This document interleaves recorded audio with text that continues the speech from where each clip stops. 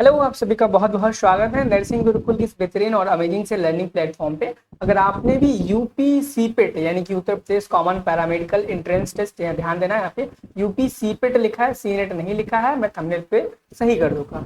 अगर आपने भी पैरामेडिकल का एंट्रेंस एग्जाम दिया था तो आपको ये चीज़ पता होगी कि आपका रेजिग्नेशन स्टार्ट हो चुका है। बहुत सारे बच्चों को नहीं पता है कि ये रेजिग्नेशन क्या होता है, कैसे करना होता है, किन बच्चों को करना है, किसको नहीं करना है। तो इस टोटल वीडियो में हम जानेंगे कि रेजिग्नेशन क्या होता है, कैसे करना होता है, किन को करना चाहिए, किन को नहीं करना चाहिए। रेजिग्नेशन के बाद चॉइस फिलिंग कब से स्टार्ट होगी, कितने नंबरों पर कॉलेज मिलने के चांसेस हैं, इन सभी टॉपिक्स पर कंप्लीट डिटेल में बात करने वाले हैं। चैनल पे अगर आप नए हो तो चैनल को सब्सक्राइब जरूर करना, क्योंकि आपको इस चैनल पे paramedical, BSc nursing, GNM, ANM से रिलेटेड जितनी भी जानकारी है सारी की सारी टाइम टू टाइम आपको देखने को मिलती रहेंगी। सबसे पहले हम बात करेंगे रिजाइन को लेकर के, उसके बाद चॉइस फिलिंग के बारे में बात करेंगे और तीसरे पॉइंट में हम बात करेंगे कितने नंबर पर आपको कॉलेज मिलेगा। ठीक है, ठीक है, वन बाय वन करके सारी चीजों के बारे में हम बात करेंगे। सबसे पहले बात करें रिजाइन क्या होता है, किन बच्चों को करना चाहिए, क्या आपको रिजाइन करना है, अगर करना है तो कैसे करना होगा, नहीं करना है तो क्यों नहीं करना है। देखो, रिजाइन के बहुत सारे मीनिंग नहीं है। रिजाइन का एक सीधा मतलब यही है कि आपको अगर कॉलेज अलॉट हुआ है, चाहे वो गवर्नमेंट हो चाहे वो प्राइवेट हो, क्या हो, अगर आपको कोई भी कॉलेज फर्स्ट राउंड में कॉलेज अलॉट हुआ है, क्या हुआ बच्चे, कॉलेज अलॉट हुआ है और वह आपको अब पसंद नहीं है, नॉट लाइक्ड बाई यू, यानी कि अब वह आपको पसंद नहीं, चाहे वहाँ का फीस स्ट्रक्चर की बात हो, चाहे वहाँ का एनवायरमेंट हो, आपको नहीं पसंद है और आप उस कॉलेज को नहीं लेना चाहते हो फर्स्ट राउंड में जो आपको मिला था, एंड देन आप दोबारा से मॉप अप राउंड में पार्टिसिपेट करना चाहते हो। इस केस में तो आपको जो फर्स्ट राउंड में कॉलेज मिला था और उसमें आपने जिसमें एडमिशन ले लिया है, अब उस कॉलेज को रिजाइन करके सीट को छोड़ना पड़ेगा। यानी कि जो कॉलेज आपको फर्स्ट राउंड में अलॉट हुआ था, आपने उसमें एडमिशन ले लिया या फीस जमा कर दी, क्लासेस अटेंड नहीं कर रहे, उस कॉलेज को अब आपको रिजाइन कर सकते हो। रिजाइन करने के बाद आप चाहो तो मॉप अप राउंड में पार्टिसिपेट कर सकते हो या फिर आप पार्टिसिपेट आगे फर्दर ना करो। अब देखो, रिजाइन किसे करना चाहिए। देखो, रिजाइन उन बच्चों को करना चाहिए जिन्होंने फर्स्ट राउंड में पार्टिसिपेट तो किया लेकिन उन्हें मनपसंद का कॉलेज नहीं मिला, या फिर कॉलेज ऐसा मिल गया जिसे वो चाहते नहीं थे, लास्ट प्रेफरेंस की उस पर रखा था, मिल जाएगा तो ठीक है, नहीं तो कोई बात नहीं, लेकिन उनको ऐसा कॉलेज मिला जो उचित नहीं है उनके लिए इस वक्त, या तो वहाँ का फीस स्ट्रक्चर ऐसा है या फिर उनका किसी अदर कोर्स में, किसी अदर कॉलेज में एडमिशन हो गया, वो बच्चे रिजाइन कर सकते हैं। एंड रिजाइन किसको नहीं करना है, ध्यान दो, जिन बच्चों को कोई भी कॉलेज ही नहीं मिला है फर्स्ट राउंड में, तो भाई रिजाइन वो कर ही नहीं सकते हैं। क्या भाई रिजाइन कर ही नहीं सकते, वो घबराएं। और ऐसे बच्चे जिनको गवर्नमेंट कॉलेज मिल गया तो मेरी मानो भाई, कोई भी गवर्नमेंट कॉलेज है, कोई भी कोर्स मिला है, कर लो, कोई दिक्कत परेशानी वाली बात नहीं। तो रिजाइन के बारे में आप समझ गए होंगे। अब चलिए वन बाय वन करके हम बात कर लेते हैं। रिजाइन के बारे में तो मैंने बता दिया, लेकिन आपको रिजाइन वाकई में करना कैसे, कहाँ से करना होगा और कौन कौन से स्टेप्स आपको फॉलो करने होंगे रिजाइन। तो देखो, सबसे पहले क्या करना है, अगर आपको रिजाइन करना है तो आपको क्या करना पड़ेगा, आपको एबीबीएम की वेबसाइट पे आना पड़ेगा। जैसे ही आप एबीबीएम की वेबसाइट पे आएंगे, आपको आपके कॉमन पैरामेडिकल यानी कि सीपेट का यहाँ पे एक ब्लॉग देखने को मिलेगा, वहां पर आप आओगे। यहाँ पे देखो लॉगिन का एक ऑप्शन है, लॉगिन के ऑप्शन पे क्लिक करना। जैसे ही लॉगिन के ऑप्शन पे क्लिक करोगे, मेरा थोड़ा सा इंटरनेट इशू, मैं दोबारा से कनेक्ट करके आपसे बात करता हूँ। तो देखो, जैसे आप लॉगिन पे क्लिक करोगे, लॉगिन पे क्लिक करने के बाद सेम आपके पास वही पोर्टल आ जाएगा जिस पोर्टल पे आपने अपना रिजल्ट चेक किया था, एडमिट कार्ड चेक किया था, सारी चीजें वहीं आएंगी, वहीं से आपको लॉगिन कर लेना है। जैसे आप लॉगिन करोगे, सक्सेसफुली लॉगिन हो जाएगा।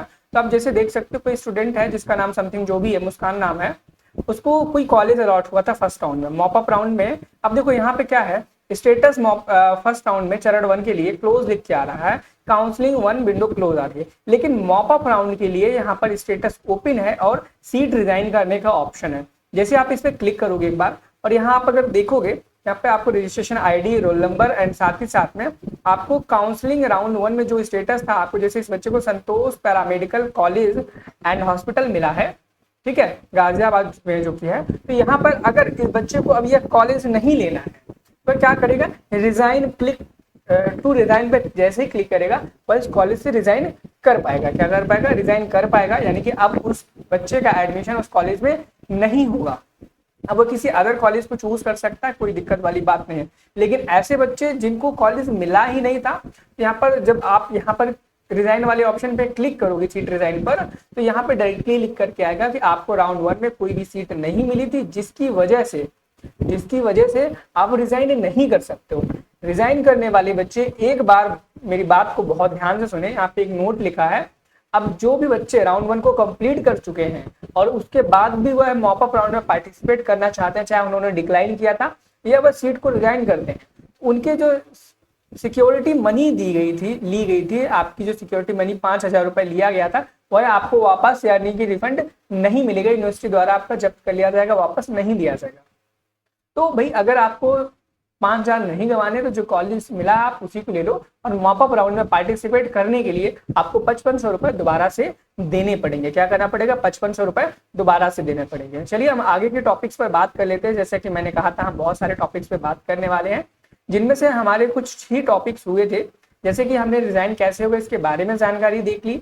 अब हम देखेंगे कि चॉइस फिलिंग कब से होने वाली है। तो देखो, सबसे पहले अगर हम चॉइस फिलिंग की बात करेंगे, चॉइस फिलिंग कब से होगी, तो इस टॉपिक पे अगर हम बात करते हैं तो हमें देखने को मिलता है कि यहाँ पर अब देखो, जो राउंड 1 का शेड्यूल था आपको पता होगा कि 2 जुलाई से आपका शुरू हुआ था और 26 जुलाई को आपका राउंड 1 बहुत ही अच्छी तरीके से कंप्लीट हो गया था। लेकिन वहीं पर अगर हम मॉप अप राउंड की बात करें, आपको पता होगा कि पैरामेडिकल में सेकेंड राउंड नाम का कोई भी ऐसा राउंड नहीं होता, फर्स्ट के बाद सीधा मॉप अप राउंड ही होता है।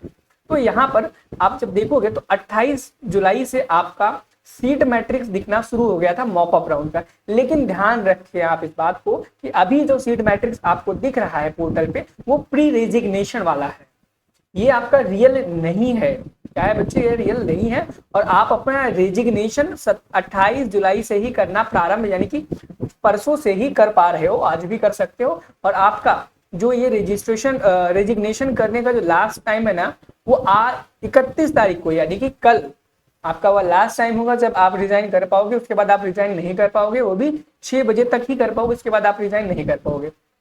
उसके बाद 1 अगस्त को आपका जो पोस्ट रेजिग्नेशन सीट मैट्रिक्स है काउंसलिंग के लिए, वो क्लियरली विजिबल आपको आपके कहां पर दिखने लगेगा?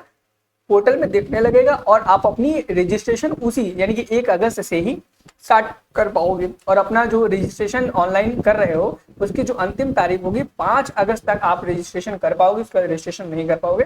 एंड देन 7 अगस्त को आपका सीट अलॉटमेंट का रिजल्ट आ जाएगा, आपको कौन सा कॉलेज मिला कौन सा नहीं मिला। 8 अगस्त से लेकर के 13 अगस्त के बीच में आप उस कॉलेज को एक्सेप्ट कर सकते हो, डिक्लाइन कर सकते हो और कॉलेज में रिपोर्टिंग के लिए जा सकते हो। ये बहुत ही इंपॉर्टेंट बातें मैंने बताई। और एक बात बता दूं, बहुत सारे ऐसे बच्चे हैं जो कंफ्यूजन में हैं कि अब उनको क्या करना चाहिए क्या नहीं करना चाहिए, उनको नहीं समझ में आ रहा है अब उन्हें क्या करना चाहिए क्या नहीं करना चाहिए। ठीक है, तो उन्हें अब नीड है काउंसलिंग की, एक सही गाइडेंस की, एक सही दिशा की, कि अब उन्हें आखिर फ्यूचर में क्या करना चाहिए। बहुत सारे ऐसे बच्चे होंगे जिनको कॉलेज मिल गया, कांग्रेचुलेशन है उनको, लेकिन बहुत सारे बच्चे जिनको जानकारी नहीं है बहुत सारी चीजों के बारे में। तो आप हमसे ग्रोमी पर कनेक्ट हो सकते हो।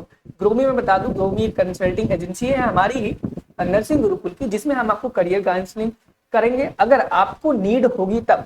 अगर आपको नीड नहीं है तो कोई बात नहीं, आपके लिए हम प्रेफरेंस लिस्ट अगर आप बनवाना चाहते हो हमसे, ठीक है, क्या कराना चाहते हो मॉप अप राउंड के लिए प्रेफरेंस लिस्ट आप हमसे पर्सनलाइज प्रेफरेंस लिस्ट बनवाना चाहते हो तो भी आप ग्रोमी को ज्वाइन कर सकते हो। लेकिन आपको हमें बताना पड़ेगा आप ग्रोमी क्यों ज्वाइन कर रहे हो, प्रेफरेंस लिस्ट बनाने के लिए या अपनी करियर काउंसलिंग के ज्वाइन कर रहे हो। अब बहुत सारे बच्चों को डाउट होगा ग्रोमी की प्राइस कितनी है, तो मैं बता दूं ग्रोमी का प्राइस हमेशा से 99 था और आज भी 99 रुपीज ही है। ग्रोमी को ज्वाइन करने के लिए डिस्क्रिप्शन बॉक्स में आपको लिंक मिल जाएगा, आपको वहां से ज्वाइन कर। एक बात मैं बता दूं, ग्रोमी ज्वाइन करने के बाद बहुत सारे बच्चे घबरा जाते हैं। जैसे उन्होंने अपॉइंटमेंट और यानी कि स्लॉट बुक 3 बजे का किया, बहुत बार ऐसा होता है उस टाइम पे हम अवेलेबल नहीं रहते हैं, तो बिल्कुल भी आप घबराओ मत, परेशान मत हो, आपका 1 रुपए भी कभी कहीं नहीं जाएगा।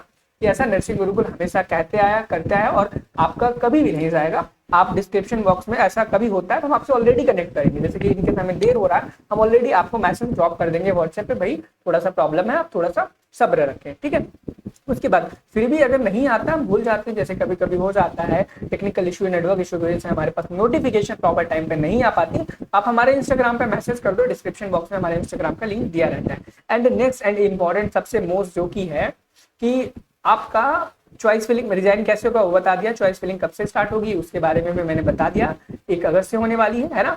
एंड 1 अगस्त से जब आपकी चॉइस फिलिंग होगी, मैं एक बहुत ही बढ़िया वीडियो बनाऊंगा कि कैसे आपको प्रेफरेंस लिस्ट बनानी चाहिए। अब कितने नंबर पर कॉलेज मिलेगा अगर उसके बारे में जानकारी लें तो देखो, बहुत ही सिंपल सी बात बताना चाहूँगा, ज़्यादा घुमाना फिराना नहीं, कि अगर आप जनरल कैटेगरी से बिलोंग करते हैं, आपके 98 नंबर है या 97 भी है, तो आप बिल्कुल गवर्नमेंट कॉलेजेस में आप कोर्सेज को जरूर अप्लाई करना है। आपके जो कोर्सेज में मिलने के जो चांसेस है बहुत ज्यादा हाई है, क्योंकि देखो जनरल कैटेगरी पे ना फर्स्ट राउंड में 99 के आसपास मिला था, 99, 100, 101 पर आपको गवर्नमेंट कॉलेज बहुत आराम से मिल गया था। वहीं पर ओपन जो कैटेगरी के स्टूडेंट्स होते हैं जनरल वाले, और जिनके पास ईडब्ल्यूएस सर्टिफिकेट है, 93 अगर आपके नंबर हैं तो इससे ज्यादा है, और इवन 92 भी है, तो भी आप गवर्नमेंट कॉलेज को प्रायोरिटी 1 पे जरूर रखना। ओबीसी कैटेगरी से बिलोंग करते हो, अगर आपके 94 या इससे ज्यादा नंबर है तो जरूर पार्टिसिपेट करना गवर्नमेंट कॉलेज के लिए। ऐसी कैटेगरी को 91 अगर या इससे ऊपर आपके नंबर, जरूर से जरूर पार्टिसिपेट करना, आपको जो गवर्नमेंट कॉलेज की सीट मिलने के चांसेस हैं बहुत ज्यादा हाई है। वहीं पर अगर आप एसटी कैटेगरी से बिलोंग करते हो, 87, 86 भी अगर आपके मार्क्स हैं तो भी आपको गवर्नमेंट कॉलेज के लिए अप्लाई करना चाहिए, आपको जो सीट मिलने के चांसेस है बहुत ज्यादा हाई होते हैं। आई थिंक मैंने 3 टॉपिक्स पर बात करने के लिए बात की थी, और इवन मैंने 3 टॉपिक्स पर बात भी की। डिजाइन कैसे करना है उसका फुल प्रोसेस बता दिया डिटेल में, ठीक है। चॉइस फिलिंग कब से स्टार्ट होगी इसके बारे में बता दिया। चॉइस फिलिंग जब स्टार्ट होगी आपको चॉइस फिलिंग कैसे करनी है, क्या प्रेफरेंस लिस्ट होनी चाहिए, उस पर भी डिटेल वीडियो बनाएंगे। कॉलेज कितने नंबर पर मिलेगा इसके बारे में मैंने डिटेल में बात कर लिया, कंप्लीट इन्फॉर्मेशन आपको दे दी। चैनल पे नए तो चैनल को सब्सक्राइब जरूर कर लेना। बाकी कोई जरूरी जानकारी आपको चाहिए, टेलीग्राम ग्रुप है डिस्क्रिप्शन बॉक्स में, उसे ज्वाइन कर लेना। कमेंट सेक्शन में अपने डाउट्स को पूछ सकते हो, कमेंट सेक्शन में हम आपको जवाब देने की पूरी कोशिश करते हैं जितना मैक्सिमम टू मैक्सिमम हो सकता है। मिलते हैं नेक्स्ट वीडियो में आपके लिए एक नई जानकारी के साथ। Thank you, have a nice day, bye bye.